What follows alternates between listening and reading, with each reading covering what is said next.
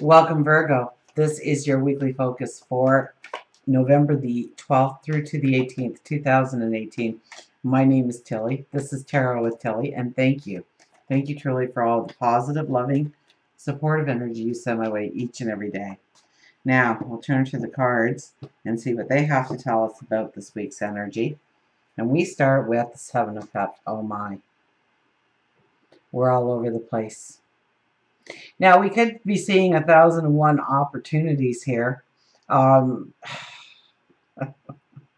so many things to do, so many things to address, so many things to accomplish, relationships to strengthen, relationships to walk away from, situations and events in our life to step into or to take a step back from, where we need to put our energy or our time or our focus or our finances, where we need to pull those things back.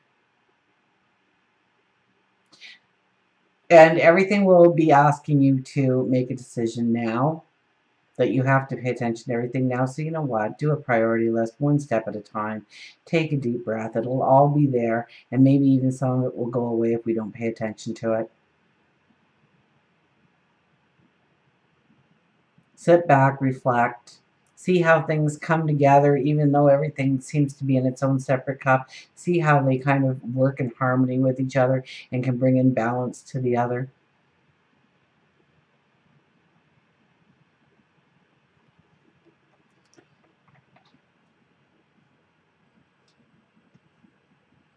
Ten of Wands, well, we're clearing house. We really are. We are saying this is of value to me. This is not of value to me anymore. This is not of worth to me anymore. Maybe it's your focus, your time, your energy. Absolutely. It could be all those things. It could be any of those things. Maybe you're putting too much energy into work and trying to climb the corporate ladder and you're just like stalling out maybe. And so you just need to pull it back and say, okay, I'm going to put my time and energy over here right now. And then that will give me new fresh eyes and I'll revisit that in a few months or a few weeks or a few days, even a few hours.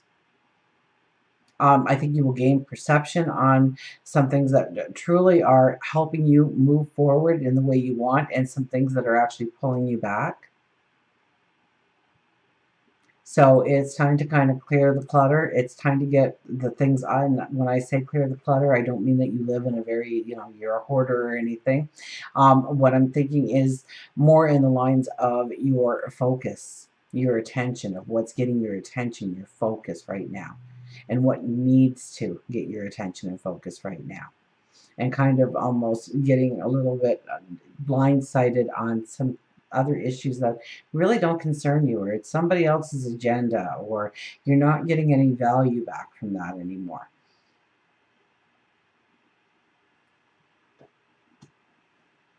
We have the Ace of Swords. Oh, I think this is one of the first aces to come out. So you guys get an ace, which talks about that path forward, that aha moment, that epiphany.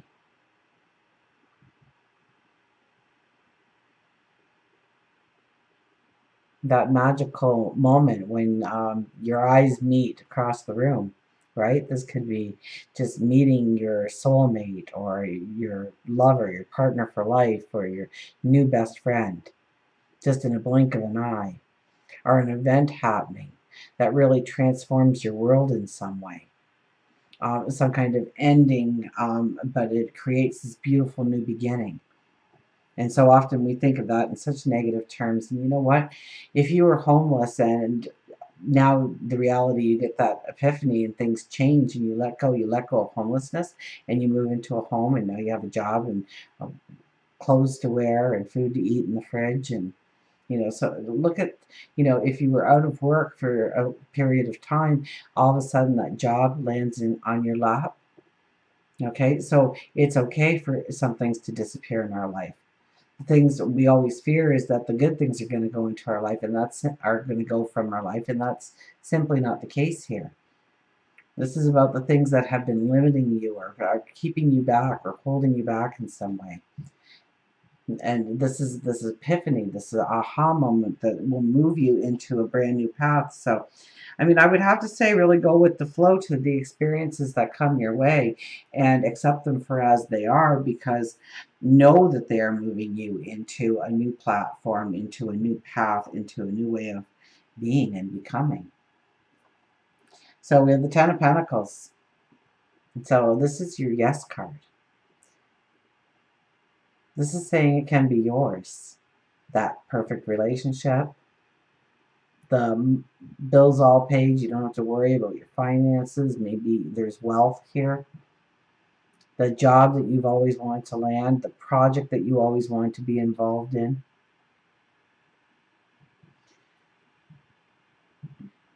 the perfect home life, the perfect family life, the perfect balance of home and family. This is the yes card. This is what you are projecting as your goals, your dreams, your desires, and it's saying it can be yours. We need to stay grounded. We need to stay strong. We need to stand in our truth. We need to know our own value and worth and what we find valuable and worthy of our environment, our space, our surroundings, whether it's people, things, events. It's claiming what's truly yours for obligations and responsibilities and giving back the responsibilities and obligations that were not yours. It's about finding fairness and balances and harmony within the relationships too. Within home and family, perhaps, within your partnerships, within your, your best friends, your inner circle, so to speak.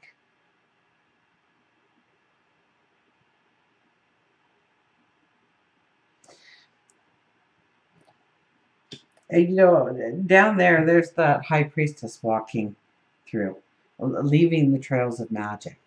So there's something here about understanding the magic that you already possess inside of you in order to take you into your dreams, into your goals, into that that end goal, that grand finale of what it looks like.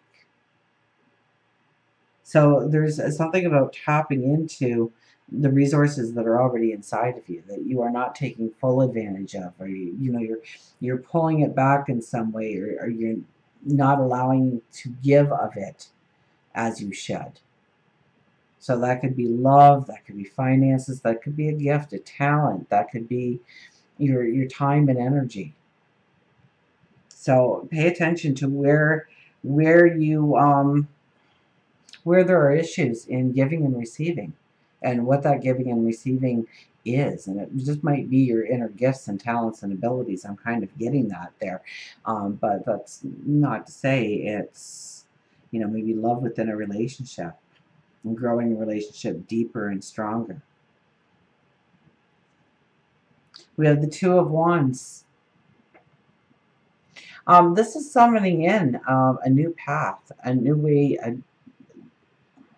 a new balance, a balance to be restored. Um,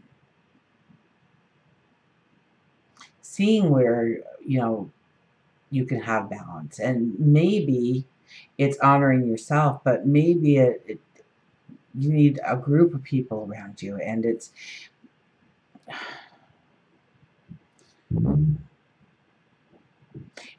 understanding where the balance needs to be in your own part of moving forward and where you need the help, and allowing the help to come in, allowing the help to come in. This is, for the majority of you, in some way, well, for at least a small part of you, you could be seeing it as a weakness by asking for help. And it's only the brave that say, hey, can I get some assistance here? Well, how do you think the emperor gets to be the emperor? Because he listens to everybody and he takes the advice of everybody. But at the end of the day, he makes the decision to go forward.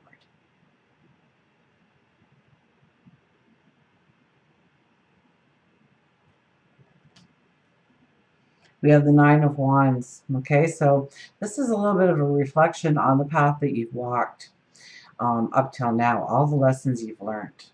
Okay, so behind us, there's All those wands standing there. And you know what? Some of them may have been hard. Absolutely. Some of them may have been very joyous, very successful. Others may have been completely, flatlined, and we face planted the experience. But we learned something because there is growth and potential on each one of those ones. And now we pick up this gnarled one, and it's the culmination of all the paths that we've walked, and taking all that knowledge and bringing it together and siphoning it into one clear destination going forward. So you're preparing yourself for a new path forward. Absolutely. This could be in relationships. This could be, taking out something from every relationship, and now you know what you truly want out of a relationship, what you expect out of a relationship, and what you're willing to give in a relationship.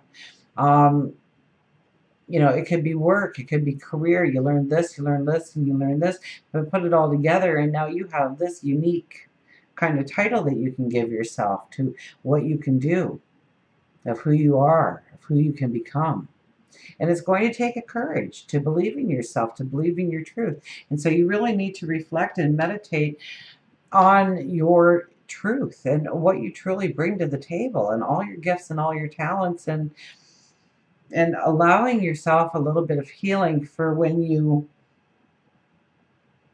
did fail, because it allowed you the experience to fail so you could truly feel the successes and the wins. We have the Five of Wands, play well with others.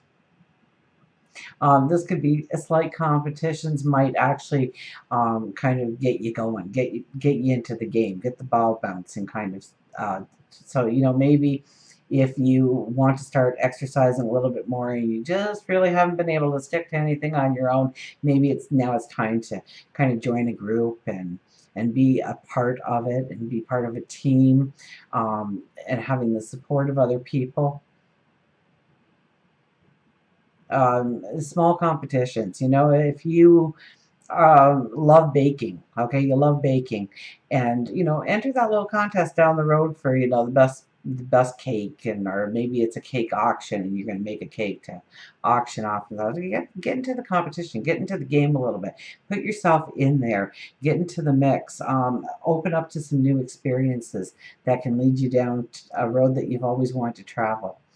And until we meet again, remember, I do love you.